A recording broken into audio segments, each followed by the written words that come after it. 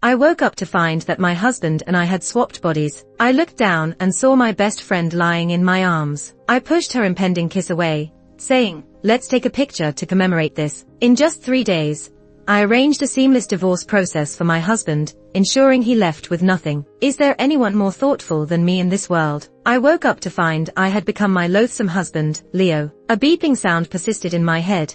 3 days later, magnetic fields will be restored, and you'll switch back. Seems even the heavens couldn't stand Leo, that scumbag, and had granted me a chance to deal with him. If I don't finish him off in these 3 days, it'd be a waste. I touched his belly, now void of abs. My husband, he's disgusting to look at and even more disgusting to touch. "Honey," a sickly sweet voice came from the sheets, as 2 soft hands wrapped around my neck. I snapped back to reality, squinting my eyes as I turned on the bedside lamp. The woman before me with flowing hair came into focus. Annie. No wonder I knew Leo was up to something, but I could never catch him. Annie, my best friend for over a decade, even helped Leo persuade me not to be paranoid. Turns out, they'd been colluding behind my back all along. What despicable creatures. I steadied myself and mimicked Leo's greasy tone. "What did you just call me?" "Honey, you said you'd soon divorce Ruth, and wanted me to start calling you husband early. Remember?" Annie's voice was sickeningly sweet. She puckered up for a kiss. Feeling revolted, I pushed her away. In the next second, the phone rang. The screen showed my own name, Ruth. Seeing it, Annie pouted. "Ignore her. Calling you first thing in the morning.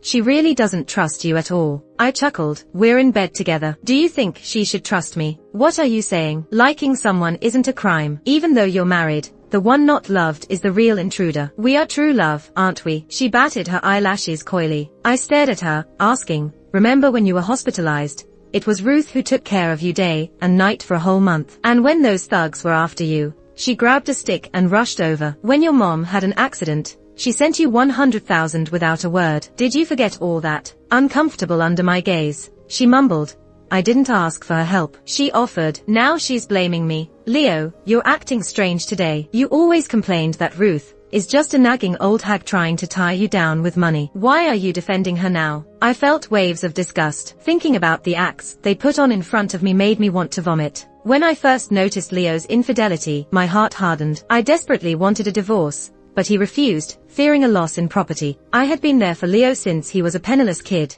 drinking with suppliers until I threw up, standing under the scorching sun to win clients. After all that, why should she just spread her legs and reap all the benefits? No way would I let go of what's mine. But legally, adultery has little impact on asset division. Simply using it to force him out with nothing, impossible. I pushed past Annie and answered the call in the bathroom. "Ruth, what's happening? Why am I in your body? What did you do?" came my voice shouting from the other end. I calmly explained, "Yes, I did this. Not only that, but I also know in 3 days, if we don't switch back, you'll die in my body, while I'll continue living as you." He sounded terrified, his voice faltering. What do you want?" Then he caught on, asking, "Where are you now?" "Guess," I chuckled, patting Leo's nauseating belly. "Forgot whose bed you were in last night." He frantically hung up. I raised my hand, tempted to slap this face, but remembered it had hurt me. Leo, Annie, and I met in college. Annie surfed through a modeling company after graduation, before entering acting. She started as an unknown, making it big only in recent years. God knows how much investment from Leo went into that.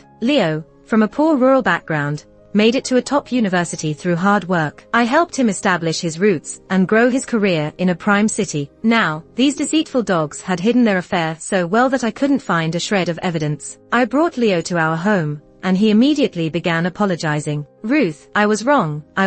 It was that Annie who seduced me. You don't know how provocative she was. If it weren't for her, I wouldn't have done this. Please forgive me this time.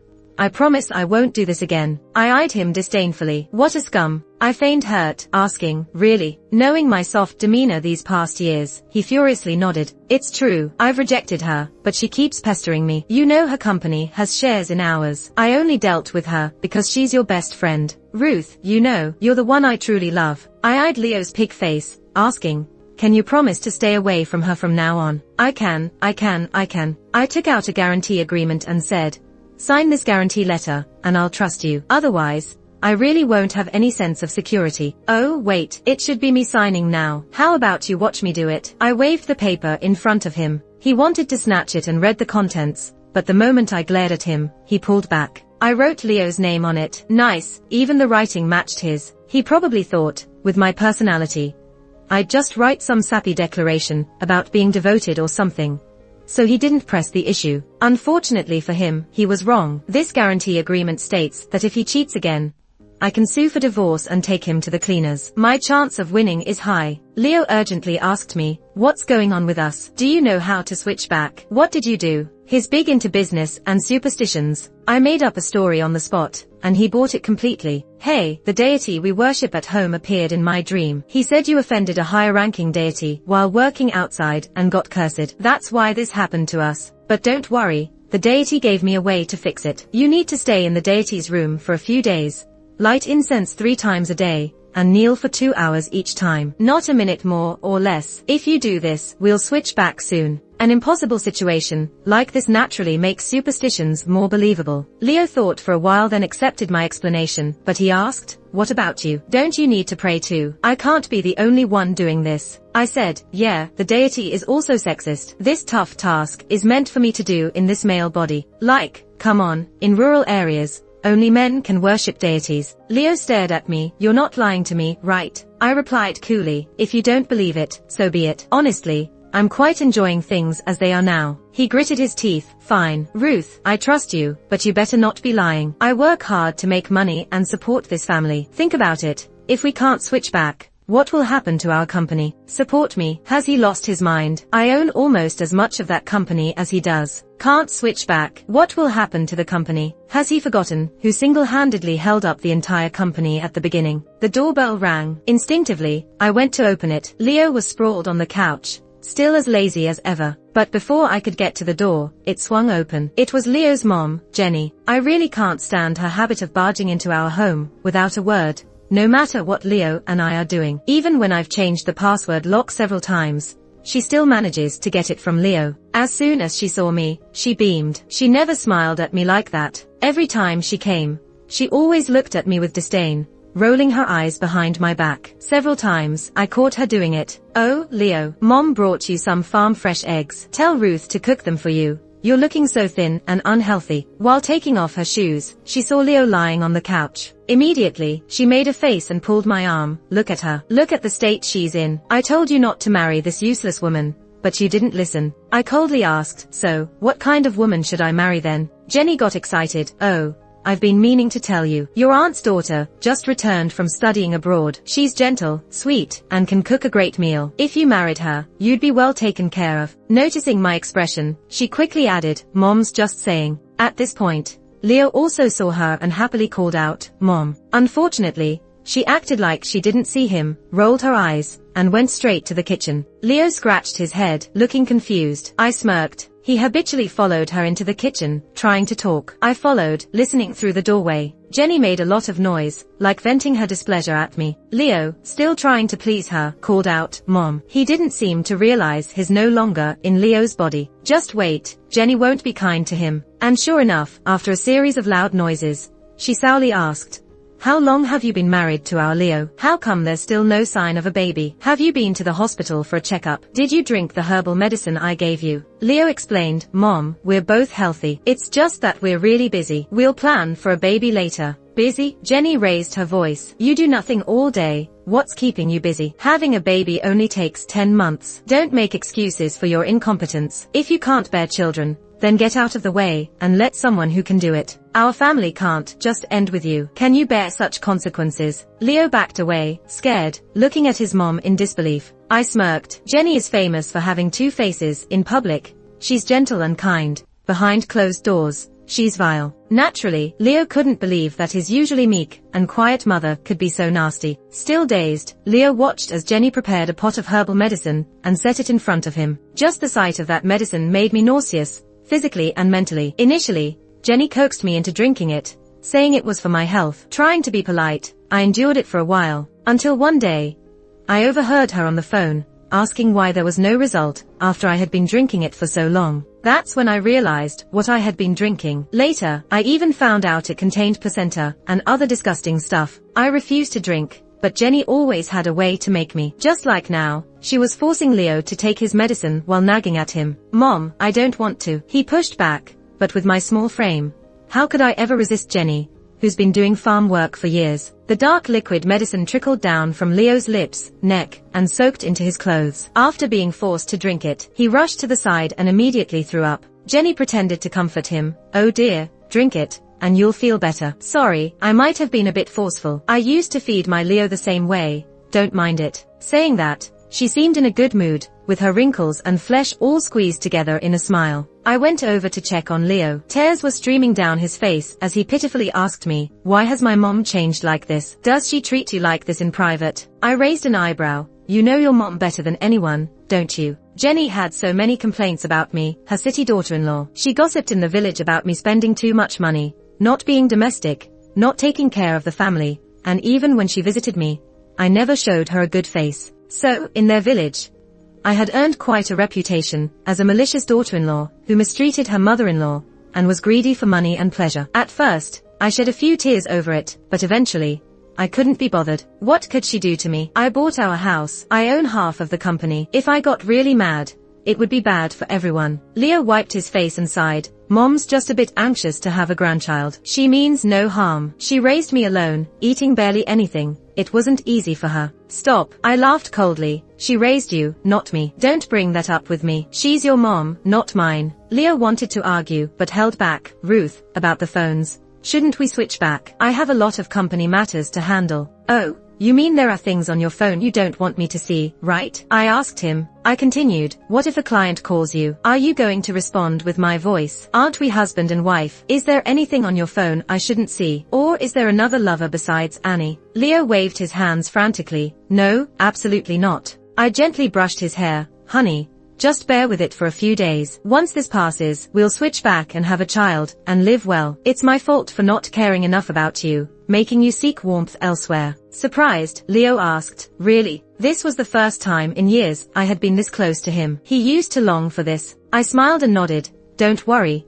I won't believe anyone else, just what you say. For us to switch back smoothly, you need to listen to me, okay? I needed to hold him in place while collecting evidence of his infidelity during our marriage. Once I had that, I could argue for at least a 10% higher share of the joint property during the divorce. Leo wasn't just devious and shameless, he also had a childish, foolish side, which made him easy to deceive. After dinner, just as I was about to leave for the office, I heard a scream from the bathroom. It was my original body, screaming in a high-pitched tone, Mom, what are you doing? I'm in the bathroom. Why are you here? Jenny's voice followed. Why are you so flustered? Lift your butt. I need to take some of your urine to check if you're pregnant. I sneered and ignored their antics. The first thing I did at the office was to halt the investment in Annie's current movie. Before I knew about their affair, I even urged Leo to invest more, ensuring she was treated well on set. Now, it just disgusted me. If Annie truly had talent and looks, she would have already made it big and wouldn't be stuck in scandals. Throughout my drive, she kept calling Leo's phone, which I repeatedly declined. Leo wasn't as dumb as I thought. Within minutes, he had wiped everything from this phone, leaving it empty. Finally, I answered one of her calls. She was crying. Leo, why did you pull the funding? This movie is crucial for me. If I lose this chance, it's all over. I responded calmly. The company is facing issues right now. Let's wait. I'll invest later and ensure you become a star. Really? She sniffled. You better divorce her soon. Remember, you promised she'd leave empty-handed. Don't let her take any of your money. Hearing that, I felt a surge of anger, but I needed to play along. Annie could still be useful. Clenching my teeth, I smiled. Remind me what I promised, so I don't forget.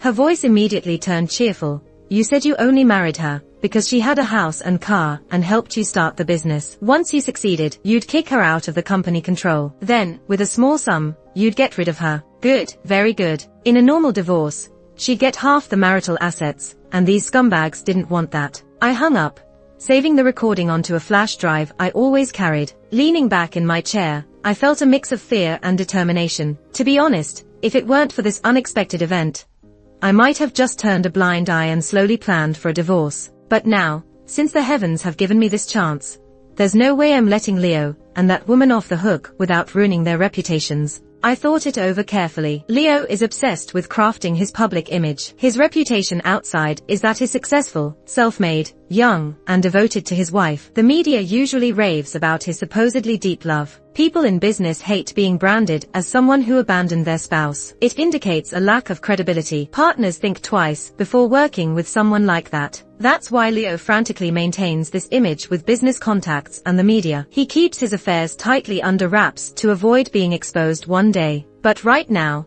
I'm going to expose him. I'll strip him of his facade in City A, leaving him in ruins and unable to stay here. Leo's secretary came in holding a coffee. As soon as she entered, she closed the door behind her. I noticed her flirtatious glances, and while I stayed composed, feelings surged within me. Leo's secretary had a sharp, round face and seductive eyes. She wore a tight skirt and black stockings. She came close and tried to sit on my lap. I abruptly stood up with a loud bang. She fell into the office chair, looking at me with a hurt expression. Leo, what's wrong? I clenched my trembling hands, forcing down the anger rising in my throat, and smiled. My legs numb, needed to stretch. Winnie, weak and boneless, leaned in again. I resisted the urge to push her away in disgust. Leo, I'll come see you tonight, she whispered in my ear, sending shivers down my spine. Leo, that filthy man, how many lovers does he have? One affair or dozens, it's all the same. Cheating is like hiring a prostitute, there's either 0 times or countless times. I grabbed her hand tightly to keep her from escaping. Where will you find me? Winnie's face lit up. The usual place, silly, your house. Your bed is so big and soft, it's exciting. Inside,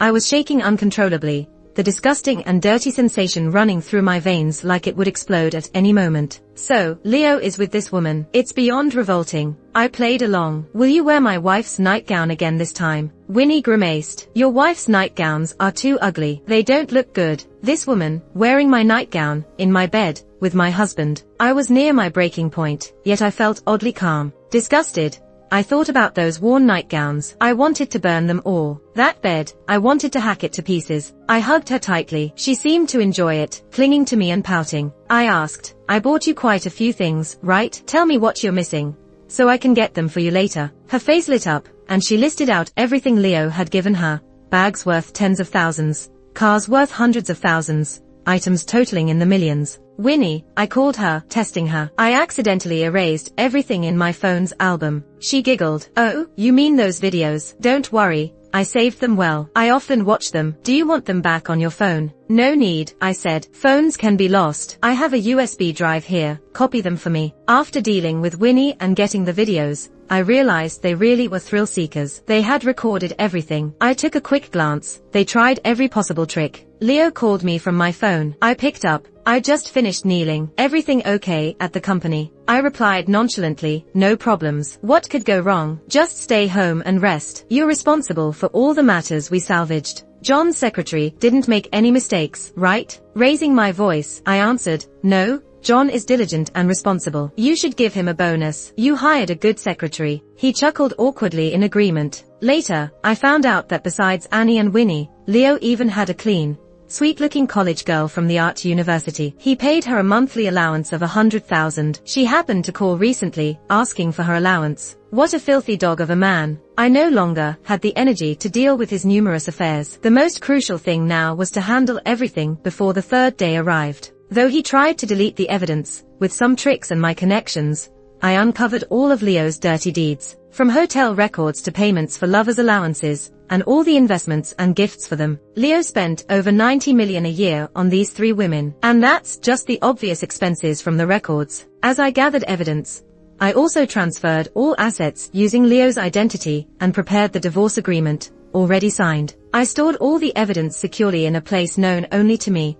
ensuring I'd have it 3 days later. This wasn't my final goal. While soothing Leo to stay put, I also strategized on how to expose his actions. The most crucial outlet was definitely Annie, the not-so-famous actress. The entertainment industry thrives on scandalous news. What a pity. I hadn't even gone looking for her when she showed up at my door. And she brought a pregnancy report, and Leo's mother with her. I don't know how Annie found Jenny, or if they had been secretly in contact all along. Jenny called me mysteriously and asked me to come over to her place. The moment I walked in, I saw Annie on the couch, looking both happy and resentful at the same time. What's up? I asked impatiently, as I'd been on my feet all day and was utterly exhausted. Jenny smiled so wide her eyes disappeared, clapping her hands. Oh dear, we've got good news. Annie's pregnant. Check it out. Here's the pregnancy report. She's almost a month along. I glanced at the result, thinking this kid's got some luck. Considering the way those two rascals were at it last night, it's a miracle nothing went wrong. Tapping the paper, I casually asked, "Are you sure this kid's mine?" Annie's face turned pale, and tears started falling. "Leo, don't you trust me? You're the only one I've ever been with. If this kid isn't yours, whose is it?" Jenny slapped me lightly. "Annie's such a good girl. What nonsense are you spouting?"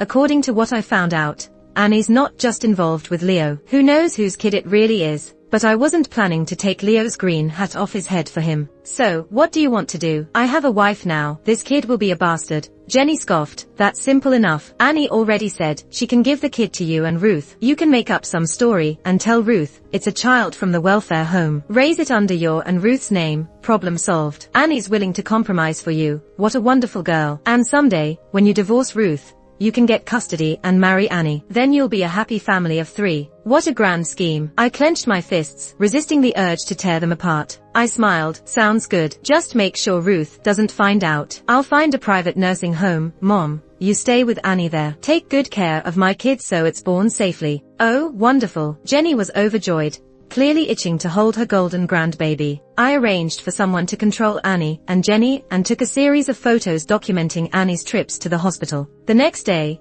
I reassured Leo as usual when Annie showed up again. It wasn't surprising. Before things went south, she was a regular at our house. She often had all sorts of reasons to come looking for me. Back then, I really thought she was fond of me. Now I realize she wasn't here for me but for something else. Today, she wore a white dress with a mask and hat, fully armed so you couldn't tell it was her. I sat on the couch, with Leo to my left. Annie removed the mask, glancing at me flirtatiously. Then she walked straight to Leo and held his arm. "Ruth, didn't we agree to go shopping today? Why didn't you reply to my messages?" Of course, Leo couldn't reply to her. I had told him not to show any cracks, otherwise, we wouldn't get out of this. He awkwardly looked at me, trying to shake off Annie's hand. I stopped him with a look. I coldly watched my body and Annie's close interactions, feeling utterly disgusted. Covering her mouth, Annie chuckled. "Oh Ruth, you and Leo have been married for so long, but still no luck with kids, huh?" Here she was to show off. Leo replied, "We're not in a rush." Annie secretly winked at me, then turned to Leo. "You better hurry. What if Leo fools around and ends up with a kid outside? You'd be the biggest fool." "Not saying you would, Leo, but I've seen too many men's dirty tricks. Leo, you mustn't let Ruth down, or you'll be sorry." I watched her theatrics without any expression. She was good at acting, after all, and could fake it effortlessly. Casually, I said, "If I ever cheat on Ruth, let me die in pieces, and my accomplice too." A mere statement, but it scared the two of them stiff, freezing Annie's smile. Usually, when Annie came over, I'd cook a meal for her. To keep up appearances, this task today fell to Leo, posing as Ruth. While he busied in the kitchen, Annie secretly followed me to the bathroom. The door closed, and she clung to me, whispering about how she missed me. I frowned and slapped her. These sneaky dogs, blatantly cheating right under my nose. So, is every corner of this house tainted by their filth? Fuming, I slapped her again. Annie held her face in disbelief, crying softly, "You hit me." "Why did you hit me?" Waving my hand, I said, "I told you not to run around. Why'd you come here? Do you want the world to know you're pregnant? And showing off in front of Ruth? Are you out of your mind?" She huffed. "So what? Ruth's so dumb. She'll believe anything I say. Why be afraid?" Smugly, she continued. "She's too blind to see what's between us. Our child's about to be born. What's there to fear? A woman who can't give birth should just leave by herself." Grinding my teeth,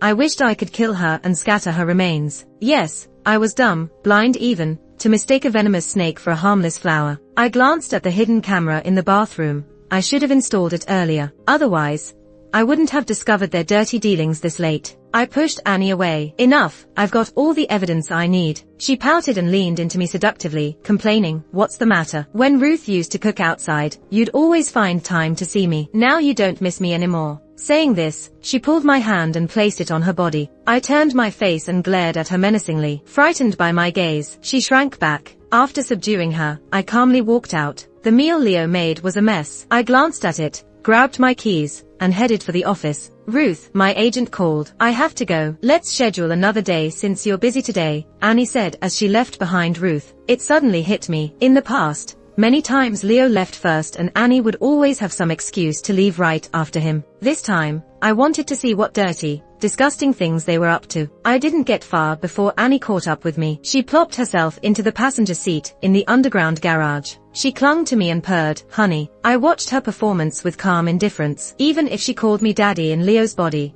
I wouldn't bat an eye, let alone just honey. I noticed the paparazzi hiding not far away and smiled, satisfied. I had hired some high-end paparazzi, and they wouldn't miss a thing, not even an eyelash. The car started and the headlights came on. Annie shamelessly put her hand on my thigh, groping. I was in awe. Are all mistresses this capable? I angrily told her to sit properly, but she mistook it for flirting and got even more excited. Shamefully, Leo's body was indeed vile and depraved, unable to hold back for even a moment. My mind screamed that it couldn't hold back either. I opened the car door and rushed toward the office without looking back. It wasn't that I couldn't stand them being intimate.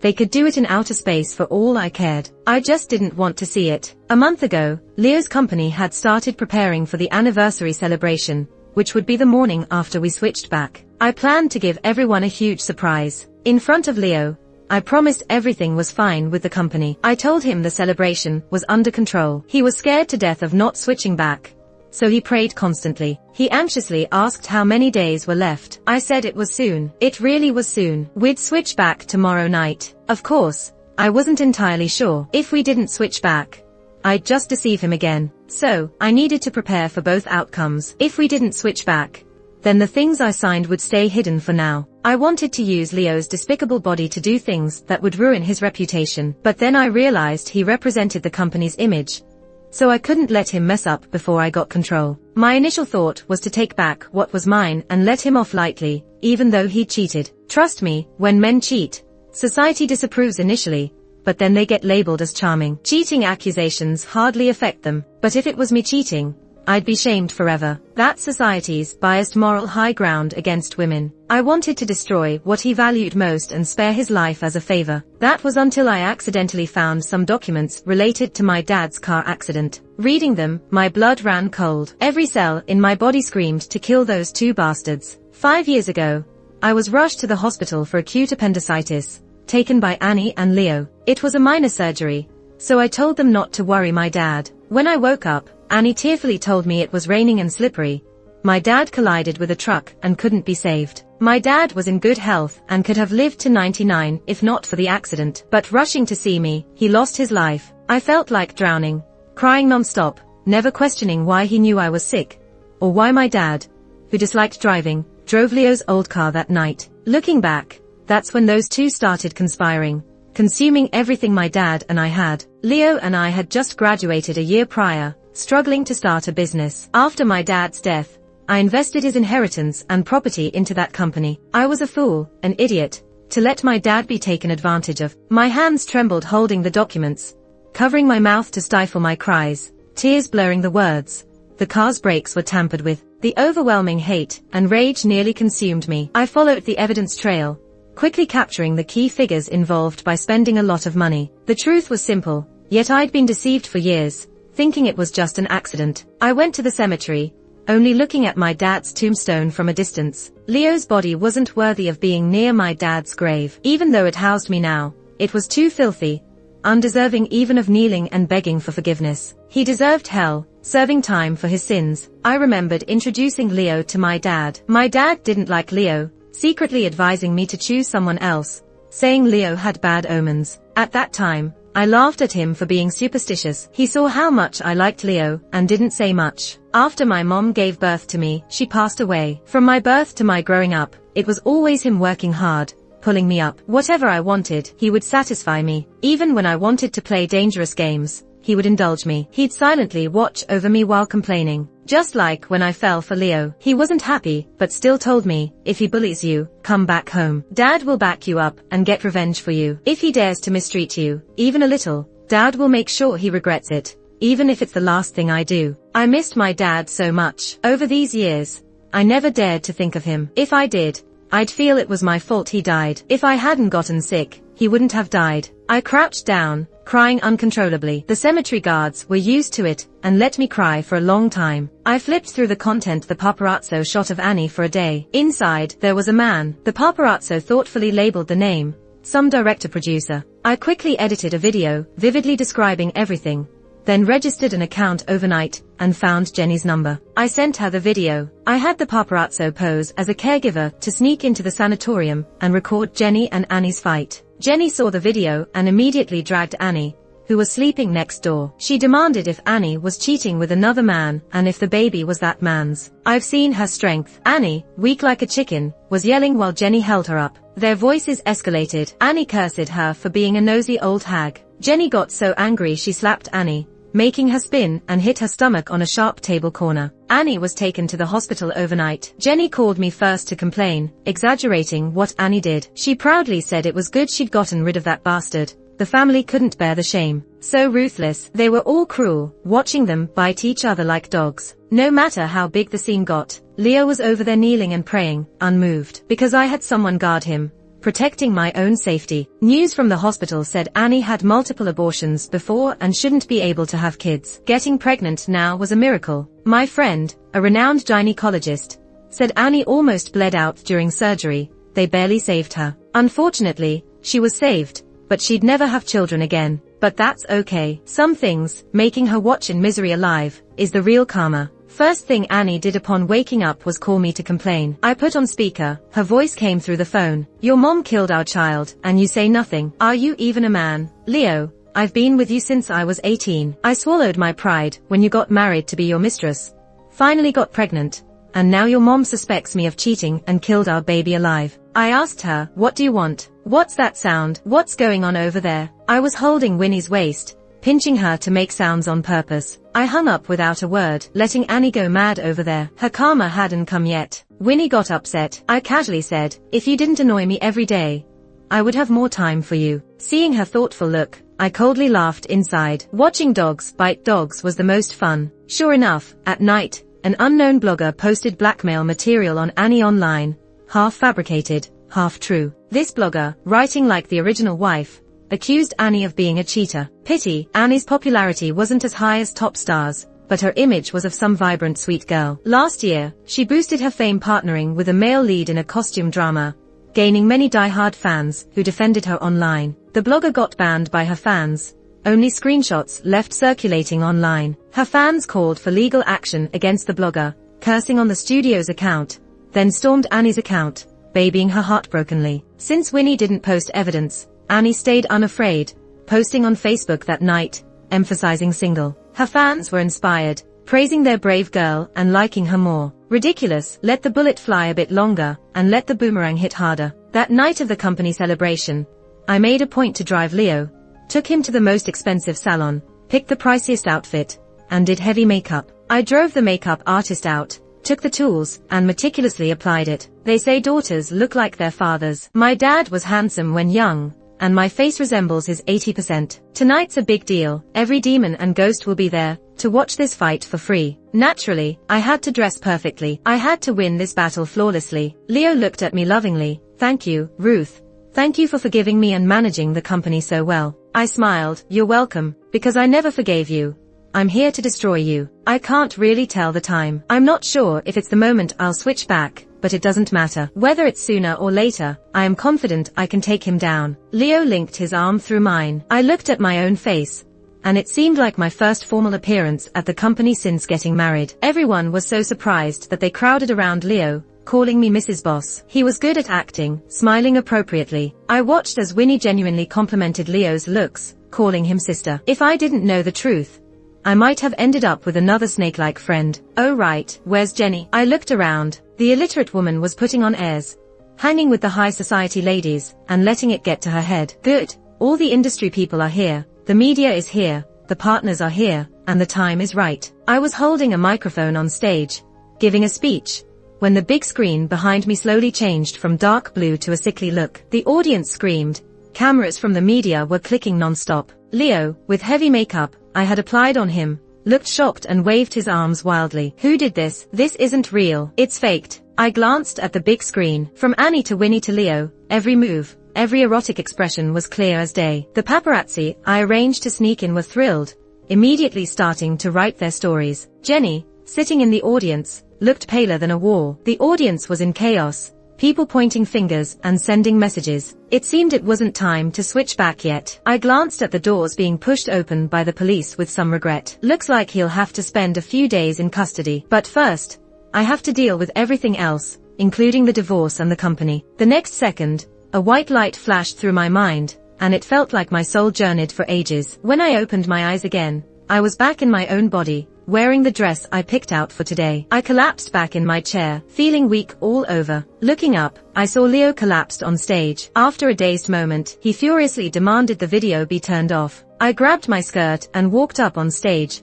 slapping him hard several times. Still not satisfied, I kicked him in the groin. Leo, having figured out the situation, lunged at me, but the bodyguards I had arranged swiftly restrained him. The police advised me to stay calm and produced handcuffs. Mr. Leo, you are suspected of involvement in a murder case 5 years ago. Please come with us. The microphone on stage was still on, and the officer's voice echoed through the hall. A murder case? Did this bitch bribe you to set me up? Leo shouted viciously at the police. Wow, you cops take money to do dirty work too. I'm going to report you. I flicked my hair, exhaled, and sneered. How stupid, even daring to smear the police. 5 years ago, you and Annie conspired to kill my father, tampering with the brakes. Did you think that would stay buried forever? I glared at him, wishing I could tear him apart. He went pale, but refused to admit anything. The police restrained him and cuffed him. Officer, I know where the witness for the case 5 years ago is. I'll help you, I said respectfully, watching Leo being escorted out by 2 officers as cameras flashed in the corridor. Picking up the MIC, I said, effective immediately, I, Ruth, am officially divorced from Leo. Both parties have signed the divorce agreement. Due to Leo's involvement in murdering my father for inheritance and multiple infidelities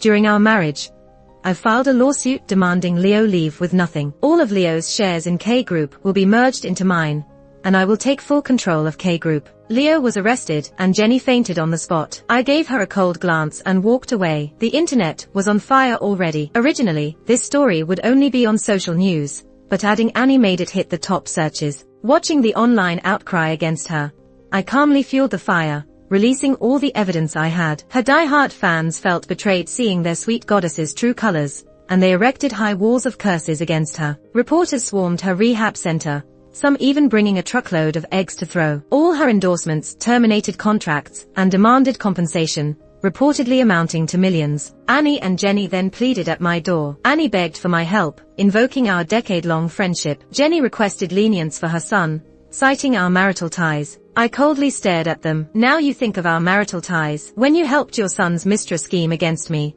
did you think of marital ties then? And 10 years of friendship. When you were rolling in bed with Leo, did you think of our friendship? When you and Leo killed my father, did you think of our friendship then? Annie, crying, pleaded, no, I was forced. It was Leo. Leo made me do it. It wasn't me. It wasn't me. You bitch. Jenny rushed over, raising her hand and slapping Annie hard. Annie let out a miserable cry, spat out a mouthful of blood, even a tooth fell out. I suddenly felt entertained, crossing my legs, and kindly reminded them, oh right, you didn't know, did you? A few days ago, it was me in Leo's body. What do you mean? Jenny, catching her breath after the slap, was puzzled. Annie, despite the pain, looked shocked. I laughed out loud. I couldn't believe it myself. It's like divine intervention showed me everyone's true face. Annie looked at me, her expression complicated, wanting to speak, but holding back. She was likely thinking of that scene in the car, her face turning red and white. She struggled to say anything for a while. I checked the time and kindly reminded her, your time's almost up. The police are on their way. Everyone who had a hand in my father's death will be dealt with. Panic-stricken, Annie scrambled forward, reaching out to scratch me, but my bodyguard kicked her away. She tried to flee in panic, but it was too late. The police were here. As she was taken into custody, she continued to cry, it wasn't me. I glanced at the clear blue sky, feeling quite content. Leo's mom stood there, stunned. I thought for a second and kindly reminded her, hey lady, congratulations, your family line ends here. With that, I turned and walked away. Behind me, I heard a body hit the floor. Ahead of me was a bright, beautiful day, and I didn't look back.